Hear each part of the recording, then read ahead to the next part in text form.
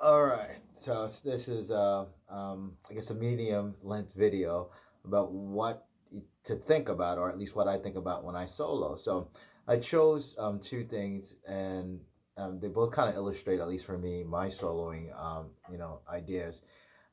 So most people tend to focus in on three things. The third one is the one I think is the least important, but that's the one that most guitarists focus in on the most. The first to me is the melody. After that is learn the key that you're in. The third is basically playing over the changes.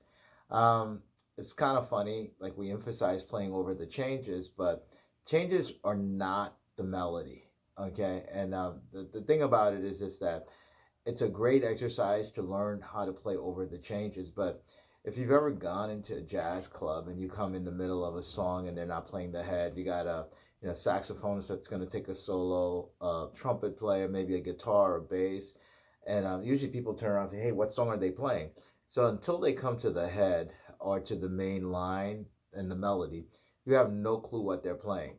So for me, it always starts with the melody. So I try not to stray away from the melody a lot. So problem with playing over the changes, which is the third element. So you got melody, you've got the key that you're in, and then you've got playing over the changes, which is everybody talks about playing over the changes, which is learning the chords, learning the scales to play over the chords, learning the arpeggios, the modes. So there's a lot going on when you're learning to play over changes. And quite frankly, I think it's a beautiful exercise, and the best jazz musicians are really good at outlining the changes.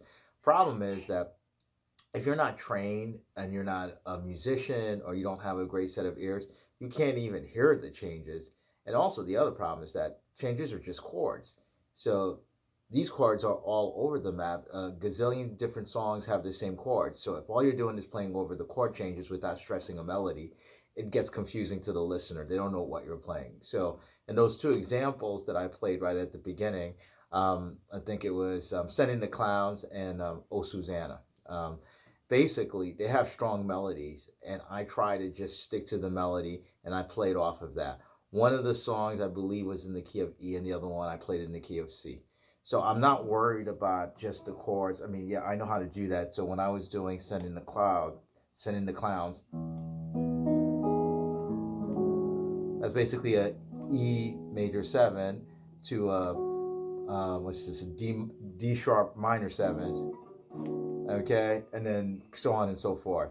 I could play over all of the changes, but if I just outline the changes, it's great, and other jazz musicians might like it, but I tend to try to stress the melody. So anyway, those are my tips. Obviously, stress the melody, know the key that you're in, okay, because that's critical, because the keys are going to contain all the chords. So if you get lost in terms of the chord changes, you know that at least if you know I'm in the key of E, I'm in the key of C, that major scale will play over pretty much everything. And if you have mastery of the scale, you know how to add color tones to that stuff, and you won't get lost. All right then. Thank you for watching. Bye now.